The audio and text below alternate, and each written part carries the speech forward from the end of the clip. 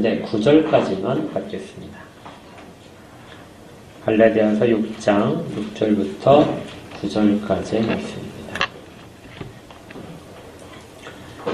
다 찾았으면 한 목소리로 같이 읽겠습니다. 가르침을 받는 자는 말씀을 가르치는 자와 모든 좋은 것을 함께하라. 스스로 속이지 말라. 하나님은 업신여김을 받지 아니하시나니 사람이 무엇으로 심든지 그대로 거두리라. 자기 육체를 위하여 심는 자는 육체로부터 썩어질 것을 거두고 성령을 위하여 심는 자는 성령으로부터 영생을 거두리라. 우리가 선을 행하되 낙심하지 말지니 포기하지 아니하면 때가 이름에 거두리라. 이제 갈라디아서는 마무리 단계에 들어갑니다. 지금까지는 정말 중요한 교리적인 부분들을 다루었었는데요. 이제부터는 좀 부분적이기도 하고 실천적인 내용들을 강조를 합니다. 읽어보시면 알겠지만 이 구절들은 여러분들이 다 잘 아시는 구절들이죠. 매우 익숙하고 또 암송도 하시는 분들이 있을 겁니다. 오늘은 그런데 이 각 절을 별도로 이제 우리가 이해하는 것을 떠나서 전체적으로 흐름 속에서 이 의미들이 과연 우리가 바르게 받고 있는 의미인지 한번 점검을 하면서 함께 하나님의 뜻을 살펴볼 것입니다.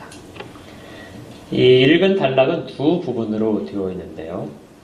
6절부터 8절까지는 단수, 3인칭 단수로 되어 있습니다. 그러니까 어떤 한 사람을 가리키는 말이고요. 그 사람이 해야 될 일들을 명령을 하고, 명령법으로 되어 있어요. 명령을 하고 그 결과가 어떻게 될 것이다 하고 말씀하는 이제 권고로 되어 있습니다. 그리고 9절부터 우리 읽지 않지만 10절까지는 이제 주어가 바뀌어요. 우리라는 복수, 1인칭 복수로 바뀝니다. 그래서 이 호칭에 따라서 두 가지 이제 단락으로 구분할 수 있습니다. 내용적으로는 앞 단락에서는 가르치는 자와 가르침을 받는 자 사이의 관계, 과연 어떤 관계가 바른 관계인가 하는 부분들에 대해서 이야기를 하고, 뒷부분은 사도 자신을 포함한 모든 자들이 해야 될 내용, 그 부분에 대한 권면입니다. 그리고 우리가 아까 시편 126편을 사용해서 찬양을 했지만은 그 선을 행하되 결코 낙심하지 말고 포기하지 말아라. 때가 이르면 거둘 것이다. 네, 그 부분까지가 오늘 내용의 결말이 되겠습니다.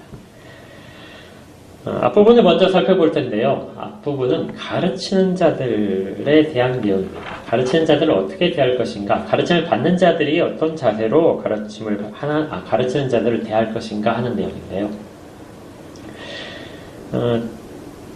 결론적으로 말하면은 가르치는 자들과 모든 좋은 것을 함께 하라. 함께 하라는 말은 함께 나누라 하는 뜻입니다. 좀 부담스럽죠. 저도 사실은 이 내용을 전할 때 좀 부담스럽습니다. 왜냐하면 여러분들이 많이 들어보셨을 거예요. 이 구절을 가지고 목사님들을 잘 대접해야 잘 된다. 과연 그럴까요? 실제로 그렇습니다. 네. 이 본문의 뜻이 실제 그렇다는 거죠. 그래서 부담스럽습니다. 이게 그렇지 않다면은 부담스럽지 않은데, 실제 그렇기 때문에 어떻게 전해야 될까? 마치 그냥 제 얼굴에 금칠을 하는 것처럼 여러분들이 나한테 이렇게 해주세요 하고 그렇게 요구하는 것처럼 들릴 수 있어서 조심스러운데요. 그래서 보통 이 구절은 다른 교회 목사님들이 와서 설교를 많이 하는 그런 구절입니다. 피하고 싶은. 여러분들 스승의 은혜 그 노래 있잖아요. 제가 이제 학교에서 근무했었으니까 스승의 날이 되면 아이들이 노래를 불러줘요. 막 스승의 은혜는 하늘 같아서 막 부르는데 그 앞에 서 있는 것은 1년 중에 제일 힘든 날입니다.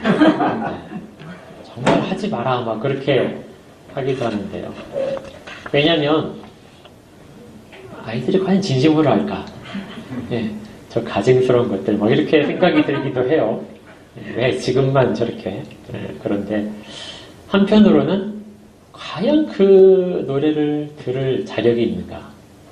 그런 부분이 이제 늘 있습니다. 아마 후자가 더 크겠죠. 과연 나는 참된 스승이라고 할 수 있는가? 이렇게 이제 이런 것 때문에 사실은 좀 창피한 순간입니다. 이 내용도 사실은 그래요. 어떤 것을 전하는데 가르치는 자와 가르침을 받는 자 사이의 관계 속에서 가르치는 자가 이 내용을 가르치는 것, 이것이 사실은 좀 부담스럽습니다. 그럼에도 불구하고 성경에서 사도가 그렇게 권면을 하고 있고요. 또 마땅히 이 가운데서 우리가 들어야 될 어떤 신앙적인 원칙, 원리가 있어서 이 내용을 전하려 합니다. 성령이 기반해서 전할 테니 가감없이 들으시기를 바랍니다. 오해 없이 들으시기를 바랍니다. 우리는 지금 잘하고 있어요. 잘하고 있지만 혹시라도 나중에 이제 다른 곳에서 다른 사람과 이야기를 할 때 원칙이 무엇입니까? 하고 이제 이런 거 관련해서 물어본다면 답변을 해주십시오.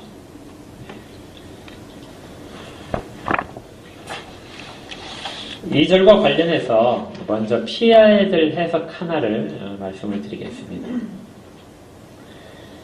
이게 좀 불편하기 때문에 이런 해석을 하는 분들이 있어요. 가르치는 가르치는 자가 사람이 아니다. 성령님이시다. 맞죠? 우리를 가르치시는 분은 성령이십니다. 진정한 스승은 사실은 성령님이세요. 그래서 성령이 실제로 말씀을 가르치시고 깨닫게 하시니까 사람에게 이 구조를 돌리지 말고 성령님께 돌리고, 그러면 성령님과 함께 좋은 것을 함께하라. 이 구절을 보시면은 그럴듯합니다. 구절에 보니까 8절이요. 8절에 보니까 뒷부분에 성령을 위하여 심는 자는 성령으로부터 영생을 거두리라. 그래서 성령을 위하여 심어라 하는 말을 원어상으로 보게 되면 성령에 심어라, 이렇게도 해석할 수가 있어요. 그러니까 씨 뿌리는 자의 비유처럼 밭이 있는데 우리가 이렇게 뭔가를 수고를 하는데 그 수고하는 그 장소, 그 대상이 성령이라는 것입니다. 그래서 성령에 심어라, 성령을 위하여 심어라, 이렇게 해석을 해도 됩니다. 그러니까 사람을 위하여 하지 말고, 사람에게 주지 말고 성령께 하라, 이렇게 볼 수 있어요. 그리고 성령께서 기뻐하시는 것이 무엇인지를 행하라. 성령이 기뻐하시는 것이 앞에 5장에서 보니까 성령의 열매 가운데 담겨 있잖아요. 그래서 성령의 열매를 우리가 많이 맺으면은 성령님께서 모든 좋은 것들을 함께하는 것이구나. 아주 유익합니다. 감동을 받을 수 있어요. 그런데 성경적이지 않습니다.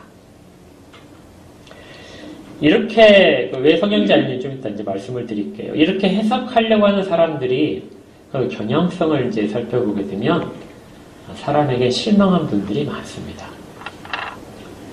사람에게 했더니 돌아오는 것은 실망뿐이더라. 그러니 사람에게 하지 말고 하나님께 하라. 그래서 성령님께 직접 하라. 이걸 가지고 이제 교회에 이제 그 헌상을 하는데, 헌금을 하는데 이 부분이 이제 마치 그 목사님에게 하는 것처럼 그렇게 오해를 이제 빚는 사람들이 있습니다. 그래서 나는 저 목사가 있는 교회에는 헌금을 하지 않아. 그래서 내가 직접 하나님께 하겠어. 하나님께 하는 방법이 무엇이냐면은 가난한 자가 있으면 가난한 자에게 대해서 헌금을 합니다. 그리고 어떤 선교단체에 할 수도 있고요. 심지어 인터넷 설교자에게 온라인으로 헌금을 하는 분들도 있습니다. 그래, 그분은 바르게 가르치니까 그분에게 헌금을 할 거야.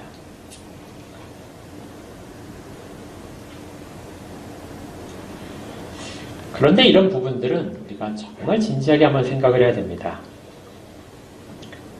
하나님은 사람을 통해서 늘 일을 하시는데요. 특별하게 어떤 사람들을, 하나님의 백성들을 먹이기 위해서 선택을 하시고 세우셔서 은사를 주시고 사용을 하십니다.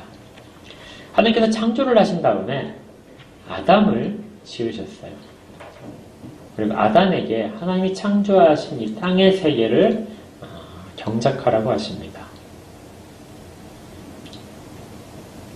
이 땅의 세계를 하나님이 창조하시고 땅의 세계 법칙대로 돌아가게 만들면 좋은데, 하나님은 사람을 창조하시고 사람에게 그 모든 것들을 다스릴 권세를 주십니다. 그러니까 하나님은 하나님의 일들을, 우리가 이제 창조 이후에 하나님의 일들을 섭리라고 보통 부르잖아요. 하나님은 섭리를 어디를 통해서 하시냐면은 사람을 통해서 주로 하신다는 것이죠. 항상 직접적으로 섭리를 하실 수도 있지만은 대부분의 경우에 하나님은 사람을 통해서 하십니다. 그래서 사람을 통해서 실망을 할 수도 있지만 회복되는 것도 역시 사람을 통해서입니다.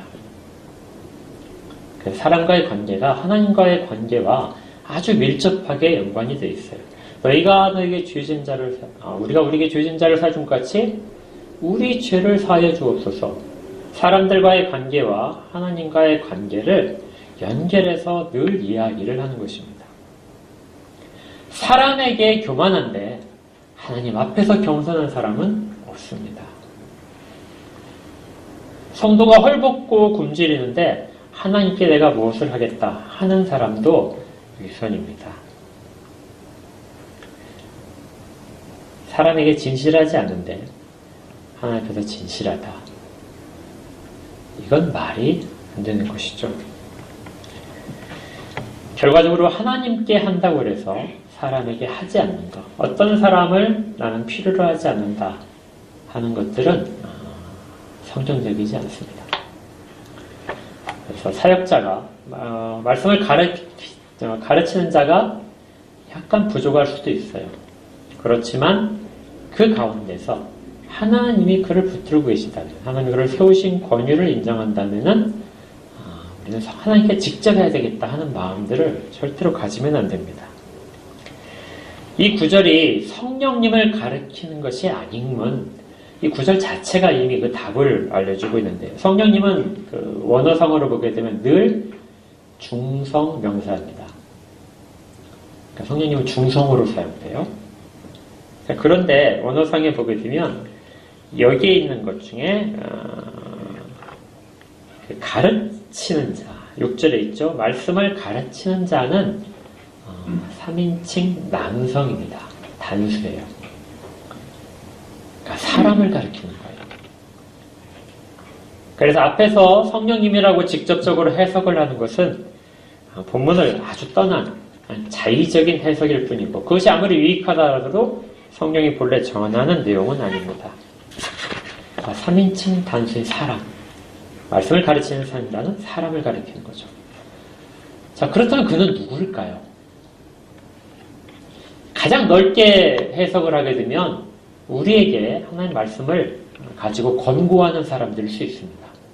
그러니까 여러분들 교제를 하시다 보게 되면 하나님의 말씀을 가지고 여러분들을 위로할 수도 있고 충고할 수도 있죠. 이런 분들도 이 말씀을 가르치는 자 속에 들어갈 수 있습니다. 그렇게 본다면 우리는 서로에게 사실은 말씀을 가르치는 자가 될 수 있어요. 그래서 서로가 서로에게 좋은 것으로 나누고 함께하는 것이 필요합니다. 좀 범위를 좁혀서 이 말씀을 가르치는 자를 보게 되면 직접적으로 말씀이라는 것으로 제한되잖아요. 그러다 보니까 정말 말씀을 가지고 가르치는 자, 그러니까 교회에서 이제 목사도 그렇고 또 교사도 그렇고 또 어떤 이제 성경 공부를 한다면 공부하는 그룹의 리더도 그렇고 이런 사람들을 가르치는 것일 수 있습니다. 그러니까 이 말씀을 그대로 이제 이렇게 받으시면 그럼 나 그들과 잘해야 되겠구나 이런 생각이 드시겠죠? 그럼 그들을 위해서 커피도 한 잔 사주시고 식사도 이렇게 가끔 하시고 그렇게 하시면 됩니다. 5장에서 우리가 그 성령의 열매 중에서 양선이라고 하는 것이 있었는데 이 양선이 바로 좋은 것입니다. 좋은 것을 함께하는 것이 양선이에요. 그래서 성령이 충만해질수록 자기가 가진 것을 가지고 주변과 함께 나누려는 그런 마음들이 점점 많아집니다. 그런데 아까 제가 처음에 말씀드렸듯이 이 구절은 특정한 목사를 지칭할 확률이 아주 높습니다. 왜냐면요, 이 성경 구절 속에서 이 가르친다 하는 이 단어가 사용된 것 때문에 그래요. 신약에서 가르친다는 중요한 단어가 두 가지가 있는데요. 하나는 디다스코라는 단어입니다. 이름은 잊어버려도 괜찮아요. 가르친다는 것이 두 가지 종류인데, 하나는 마태복음 28장에서 주님께서 말씀하신 부분에 나오는데요. 주님께서 당부하시죠. 마태복음 28장 20절에 내가 너희에게 분부한 모든 것을 가르쳐 지키게 하라. 이게 마치 최후의 명령처럼 이렇게 되지만 사실은 최후의 명령이 아니고 주님께서 그 이전에 부활하신 이후의 제자들을 가르치시는 동안에 그 앞부분에 초반부에 하신 말씀입니다. 그런데 이것이 교회에 주시는 지상 명령으로 남아있는 것이죠. 가르쳐 지키게 하라. 이때 가르친다는 단어가 이 디다스코인데요. 이건 그냥 전파하라, 지식으로서 전달하라 이런 뜻일 수 있습니다. 그러니까 우리가 일반적으로 티치한다, 가르친다는 단어가 여기에 해당하는 거죠. 그리고 이것이 직분상에서 사용되는 경우가 성경에 있는 이제 교사라는 직분입니다. 고린도서 12장 28절에 하나님이 교회 중에 몇을 세우셨으니 첫째는 사도요, 둘째는 선지자요, 셋째는 교사다. 이때의 교사가 이 가르치는 자입니다. 그런데 오늘 여기 갈라디아서에서 사도는 아주 특별한 다른 단어를 사용을 해요. 카테케오라는 단어인데요. 널리 사용되진 않습니다. 똑같이 그 가르친다는 의미가 있어요. 그런데 여기에는 조금 더 의미가 있어서 지속적으로 가르친다는 의미가 있습니다. 개인 레슨처럼요. 그러니까 전체를 대상으로 강연을 하는 것이 아니라 한 사람 한 사람을 대상으로 지속적으로 가르치는 것. 그래서 그에게 본이 되는 무엇인가를 보여주고 계속해서 수정을 해주는 작업을 할 수 있는 것. 이게 이제 카테키오라는 단어입니다. 그런데 이 단어 속에는 또 다른 의미가 하나가 더 있는데요. 그것이 이제 통치하다라는 단어가 있어요. 다스린다는 단어입니다. 가르치는데 거기에 통치하는 것, 다스리는 부분이 있어서 교정한다는 의미가 있습니다. 그래서 바로잡아주기 위해서 견책을 실시할 수 있고 어떤 따끔한 충고도 할 수 있습니다. 물론 격려도 하는 거죠. 이러한 어떤 특수한 목적을 달성하기 위해서 해주는 작업을 이제 카테케어라고 해요. 이렇게 본다면은 두 가지 단어는 좀 의미를 구별해서 사용을 하는 것이 좋겠죠. 그래서 아마 사도는 아까 읽었던 마태복음 28장 20절에서 가르쳐 지키게 하라. 앞에 있는 가르치는 것과 뒤에 지키게 하라. 그 말씀 가운데서 머물고 행하도록 하라 하는 이 두 가지를 합쳐서 카테키오라는 단어를 사용하는 것 같습니다. 그러니까 이 본문 자체는 우리 그 갈라디아서 6장 6절은 가르치는 자는 그렇게 하는 사람을 말하는 거죠. 그러니까 책을 통해서 우리가 누구로부터 가르침을 받을 수도 있고 또 인터넷 설교를 들으면서도 할 수 있는데 그것보다는 더 기본적으로 인격과 인격이 만나서 가르치는 것. 때로는 내게 충고를 하고 권면을 하는 그런 관계를 하는 사람, 그 말씀을 가르치는 자다 이렇게 합니다.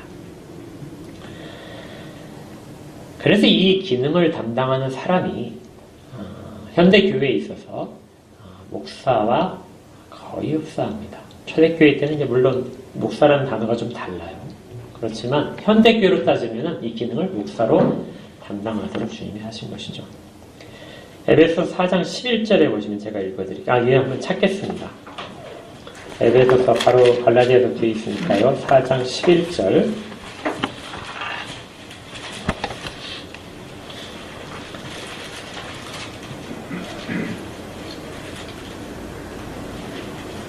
자, 같이 읽어볼까요? 시작. 그가 어떤 사람은 사도로, 어떤 사람은 선지자로, 어떤 사람은 복음 전하는 자로, 어떤 사람은 목사와 교사로 삼으셨으니. 거기에 목사라는 단어가 이제 나오는데요. 사실 이 단어는 목자라고 번역을 하는 것이 더 좋습니다. 그러니까 양의 무리를 치는 목자 있죠. 그런 목자입니다. 목자에는 이제 지키는, 양떼를 지키는 역할이 있기 때문에 목자라고 한 것이죠. 뒤에는 교사는 디다스코에서 나온 단어로서 가르친다는 뜻입니다. 그래서 목사와 교사는 카테케오라는 이 단어를 다 포함하고 있는 직분입니다. 근데 잘 보시면은요, 정말 우리 번역이 잘 해놨어요. 콤마를 한번 보십시오. 그가 어떤 사람은 사도로 세우시죠. 어떤 사람은 선지자로 삼으셨습니다. 어떤 사람은 복음을 전하는 자로. 다 뒤에 콤마가 붙어 있죠. 그런데 어떤 사람은 목사로 삼으셨다 하지 않고 목사와 뭐예요? 교사로 삼으셨다. 그래서 목사와 교사를 같이 묶으시면 됩니다. 그러니까 교회에 있는 어떤 기능들 상에서 목사의 지키는 역할을 하는 자와 가르치는 역할을 하는 자가 있는데 그것들을 한 사람에게 주었다는 것이죠. 그래서 이 콤마를 구분을 하지 않은 것입니다. 실제 원어상으로도 그렇게 되어 있어요. 그래서 이것은 어떤 교회에 한 직분을 맡은 사람이 있는데 그 사람에게 지키는 것과 가르치는 것을 함께 하도록 만들었다. 그렇다고 그가 교사보다 높다는 것이 아닙니다. 신학을 열심히 해서 잘 알아가지고 가르치는 사람들이 우리가 보통 교사라고 하죠. 근데 교사보다 이 기능을 담당하는 사람이 높다는 것이 아니라 기능상 그렇게 하는 직분들을 두셨다는 거예요. 목자와 가르치는 자의 직분을 함께 수행하는 자. 아마 이것은 사도 바울과 그 일행들이 선교지에서 잠시 동안 머무는 기간들이 있을 때 이 역할을 했던 것 같습니다. 때로는 가르치고 때로는 치리하면서 그렇게 하다가 일정한 시간이 되면 이제 다른 지역으로 선교를 갈 때 그 지역에 그냥 떠나지 않고 해오던 일들을 맡기는 사람이 있었습니다. 그 사람에게 가르치는 것과 지키는 것을 하라고 위임을 하는 거죠. 그렇게 해서 그런 사람들이 초대교회 때 여러 곳에 있었습니다. 이런 사람들을 종교개혁 이후로 같은 기능을 하는 사람들이 계속해서 있었는데 그 사람들을 우리가 목사라고 부르는 거죠. 성경에서 이 에베소에 있는 이 목사라는 단어와 지금 목사는 조금 약간 기능상에 다른 것이고 두 가지 기능을 합친 역할을 하고 있는 것이 목사다. 이렇게 보시면 됩니다. 왜 이렇게 길게 말씀을 드리냐면요. 아까 처음에 말씀드렸듯이 이것이 목사를 잘 대접하라. 이 말을 설득력 있게 하기 위해서 그렇습니다. 이렇게 설득을 안 해도 다 받아들이시면 뭐 이렇게 길게 할 필요 없지만 그게 어려워서요. 어떤 직분을 맡은 사람은 이렇게 있고 현대교회 목사는 두 가지 기능을 담당하고 있다. 이렇게 되는 것이죠. 그렇다면 이제 좋은 것을 함께 한다. 좋은 것을 함께 나눈다. 하는 뜻에서 좋은 것은 마음만이 아닙니다. 사실은 물질도 같이 있어요.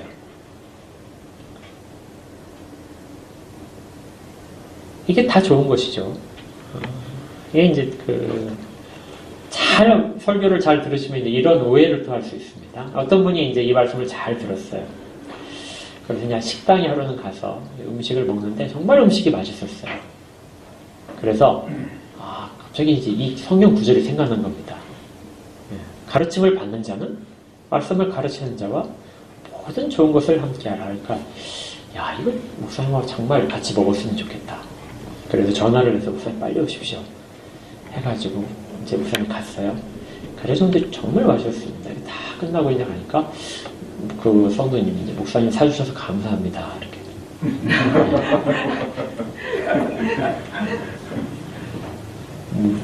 당연히 이제 아닌 거를 기대했다가 이제 뻥쳤겠죠. 왜 그러냐면 이렇게 맛있는 것도 함께 해야 되고 이 성도를 위해서 교제 가운데서 다른 사람에게 베푸는 것도 좋은 것인데 그것도 목사님 한번 해보십시오.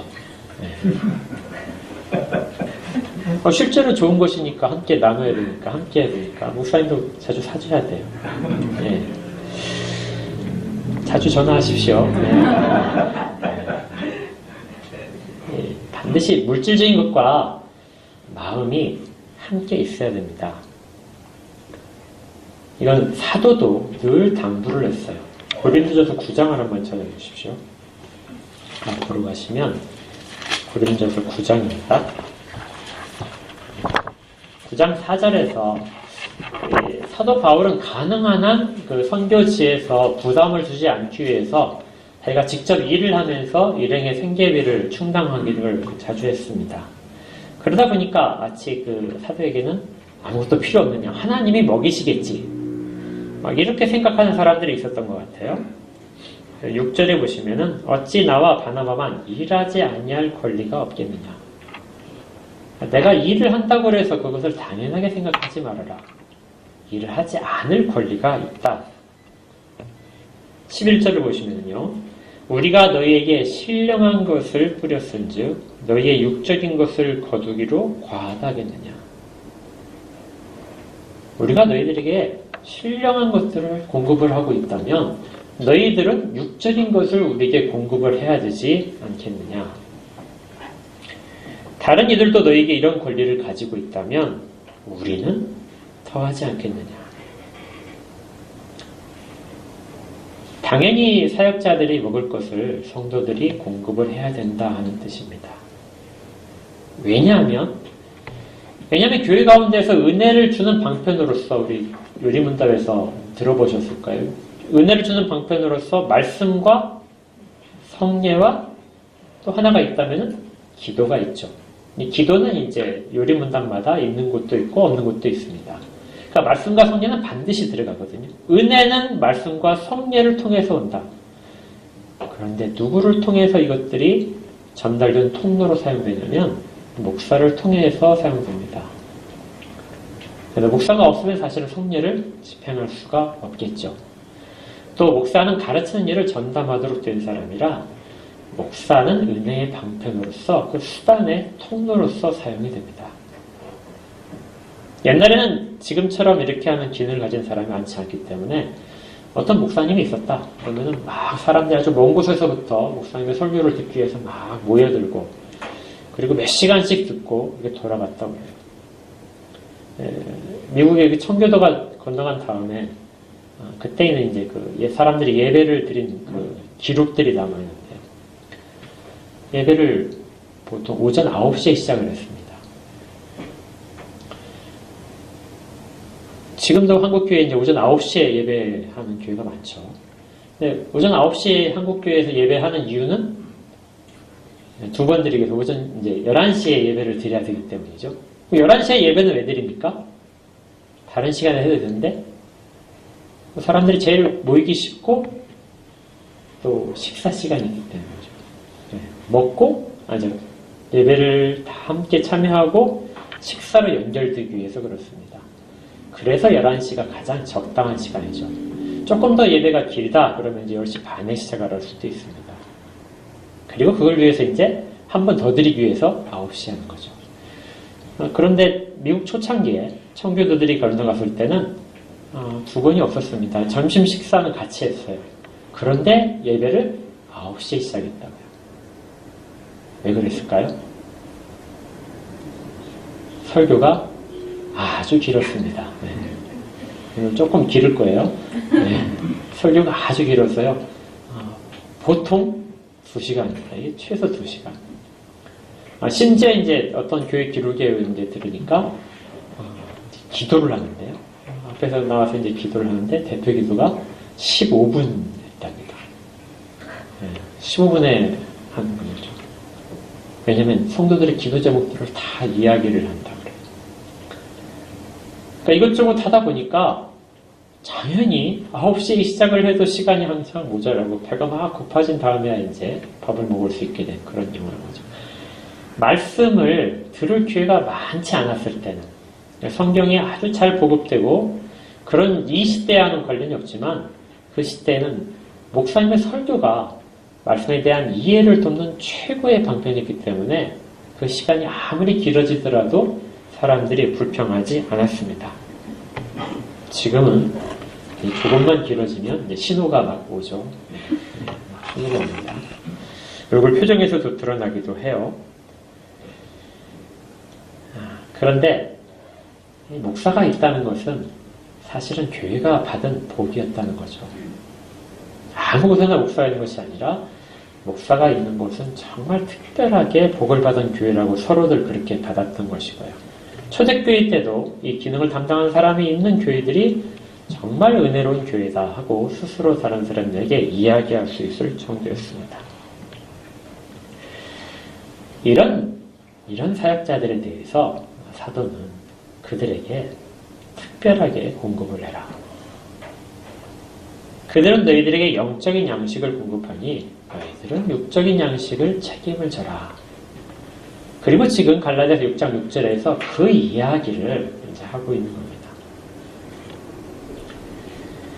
그런데 이 구절에 대한 근거를 어디서 가져오냐면요. 단순히 그냥 그가 말씀을 전하기 때문에 이런 대접을 받아야 되는 것이 아니라 사도는 그들에게 해야 될 당위성을 구약에서 가져옵니다.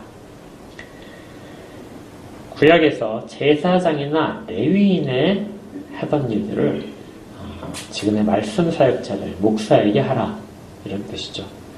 여러분들이 잘 아시듯이 그 구약의 제사장과 지금의 목사는 같지 않습니다. 동일하게 생각하시면 절대 안 돼요. 그럼에도 불구하고 사도가 어떤 관련성 속에서 이야기를 하는 것이죠.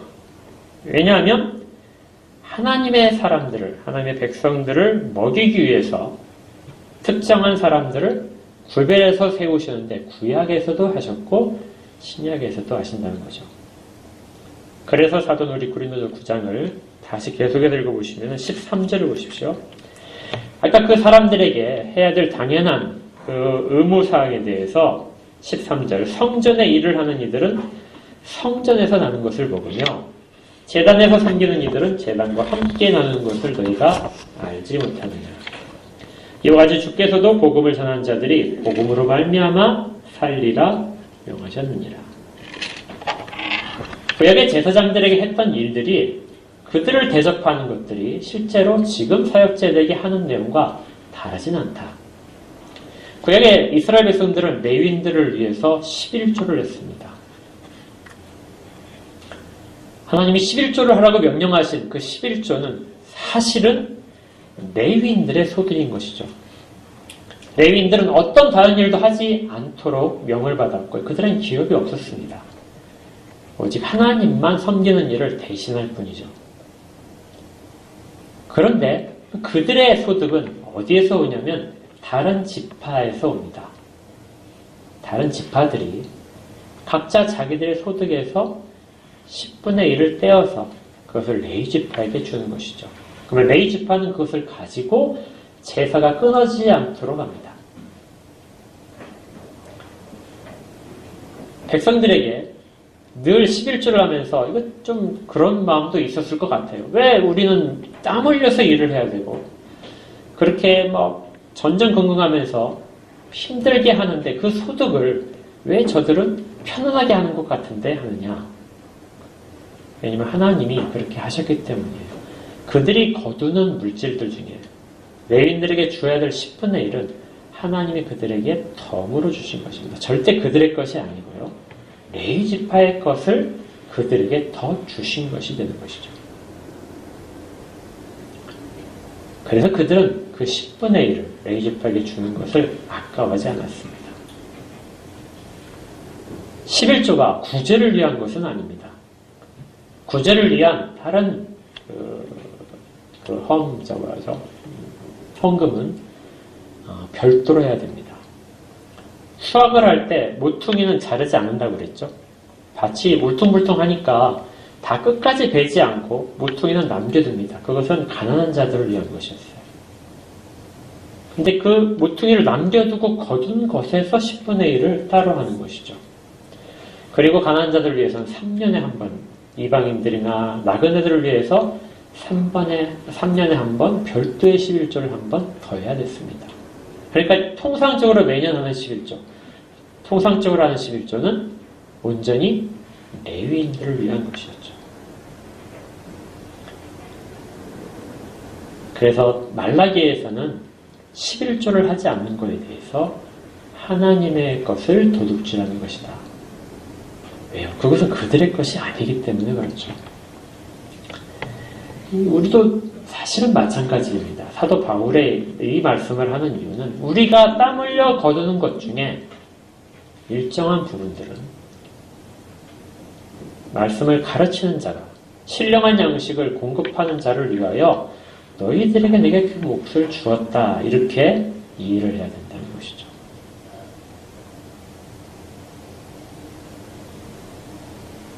얼굴 표정이 긴장해 주시면 실제 그렇습니다. 그렇다면 이 사역자는 어떻게 해야 되느냐? 실제로 그는 전념을 해야 되죠. 마치 레위인들이 제사에 전념했듯이 실제로 전념해야 됩니다. 바울이 디모데에게 당부한 디모데 서신을 보게 되면 이렇게 돼 있어요. 사역자들은 읽는 것과 권하는 것과 가르치는 것에 전념해야 된다. 이 전념하는 말은 다른 곳에 신경을 쓰지 말아라 하는 뜻입니다. 먹고 사는 문제에 대해서 걱정을 하지 말아라. 사역자들은 또한 고난을 두려워하지 말고 자기 생활에 얽매이지 말아야 한다. 이 제사장한테 한 말이 아니라고요. 디모데에게 한 말입니다. 디모데를 목사라고 우리가 보통 이제 부르잖아요. 그 기능을 맡았기 때문에요. 그러면서도 너는 믿음의 본이 될 수 있도록 하라. 읽는 것과 권하는 것과 가르치는 것에 전념하는 이유는 한 가지 또 하나가 믿음의 본이 되도록 하라. 믿음의 본이 되도록 하기 위해서 그가 그렇게 되기를 원한다면 가르침을 받는 사람들은 그에 필요한 것들을 공급을 해야 한다는 것입니다. 근데 이제 사도가 이런 이야기를 한다는 것은 잘 지켜지지 않았다는 것이죠. 그렇게 해야 됨에도 불구하고 사람들은 그렇게 잘 하지 않습니다. 왜냐하면 여전히 아까워요. 이것은 권위에 대한 문제입니다.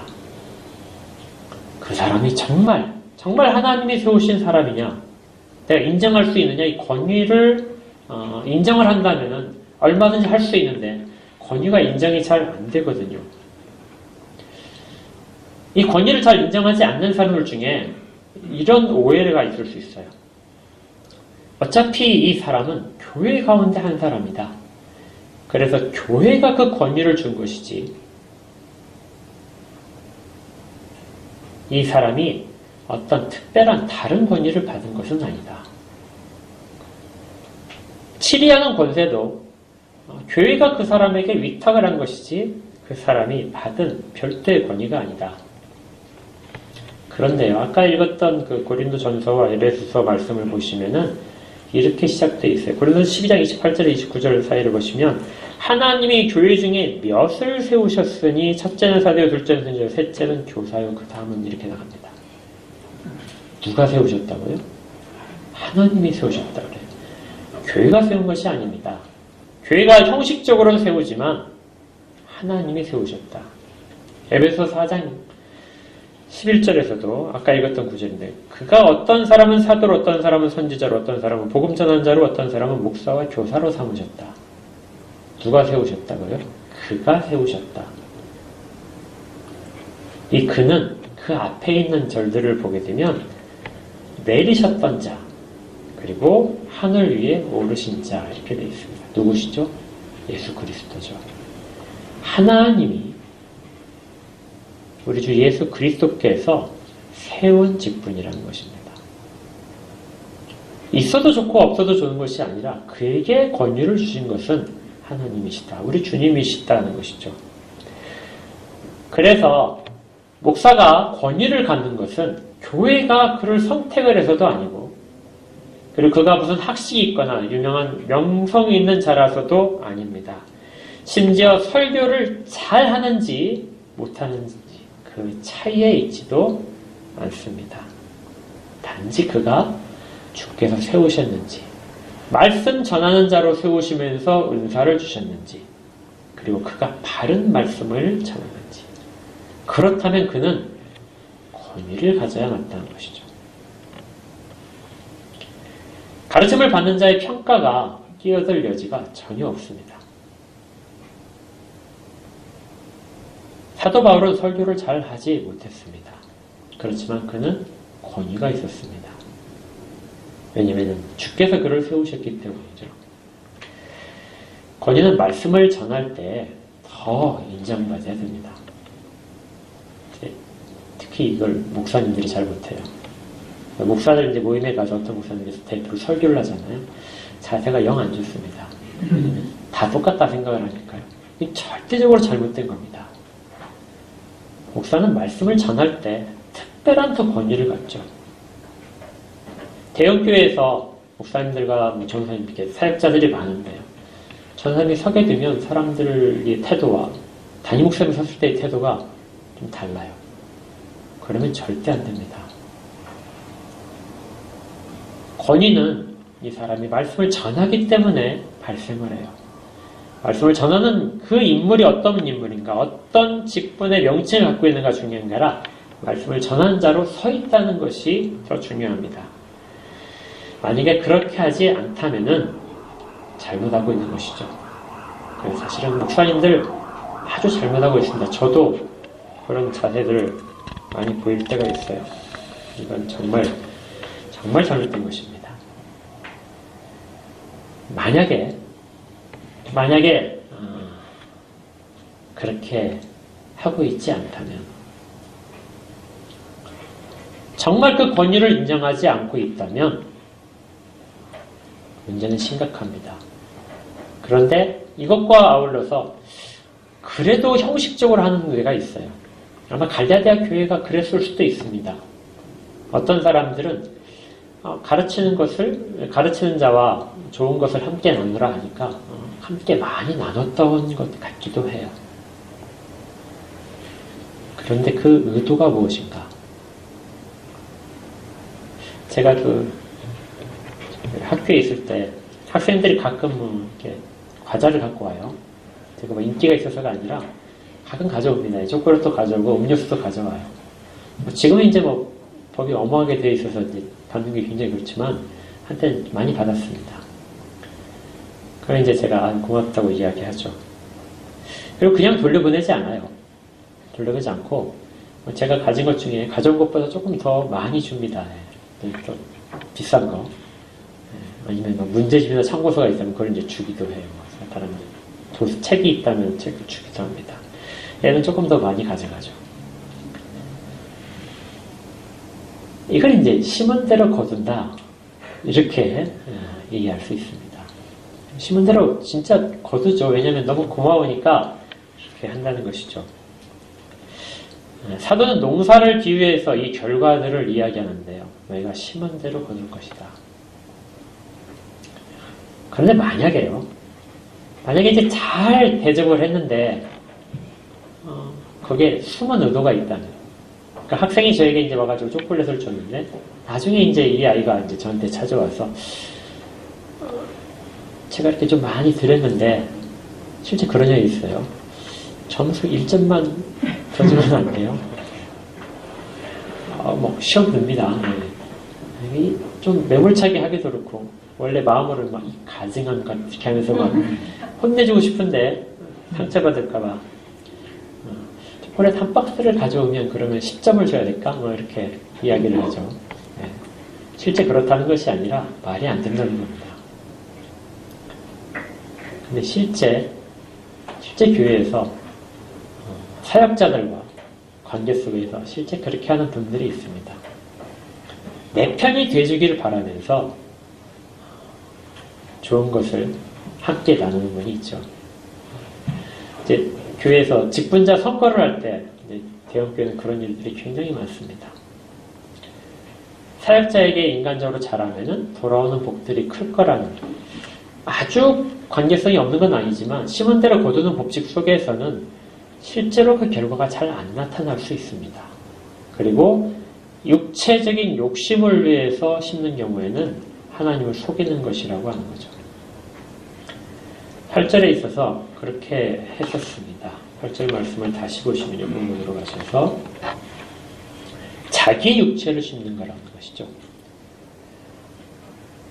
그가 말씀을 조금 더 잘 전념할 수 있도록 심는 것이 아니라 자기 육체를 위해서 심는 것. 같은 행위를 하더라도 의도가 다른 사람들이 있다면은 그러면 그 결과는 썩어질 것들밖에 거두지 못할 것이다.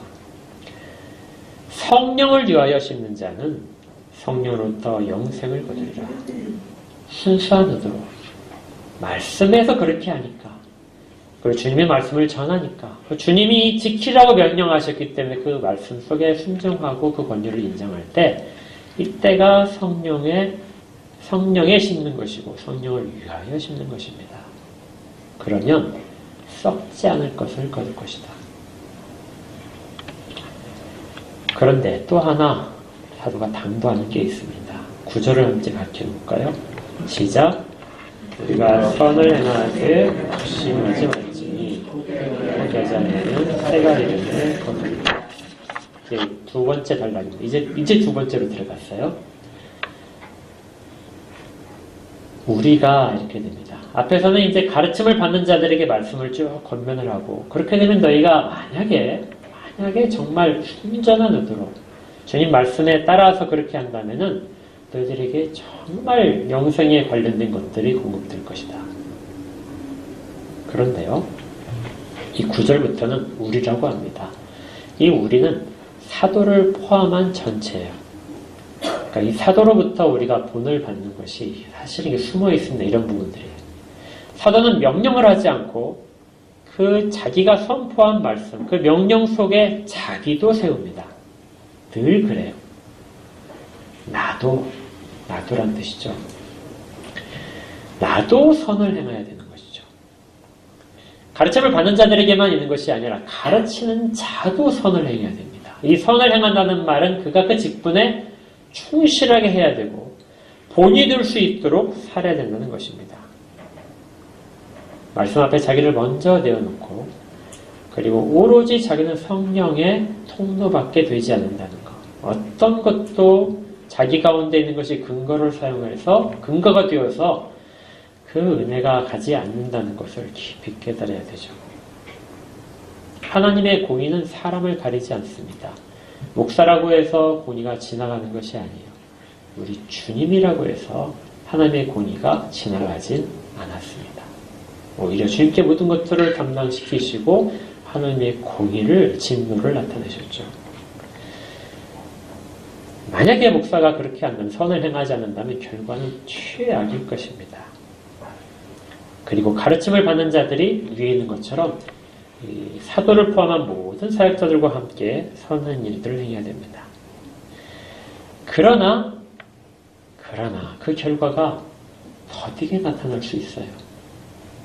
원하는 결과가 더디게 나타납니다. 반드시 주님이 그렇게 하시는 것 같아요.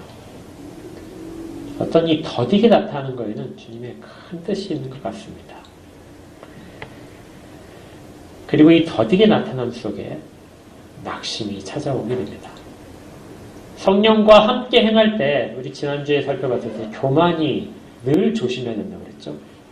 교만과 함께 우리 가운데 같이 있는 것이 낙심입니다.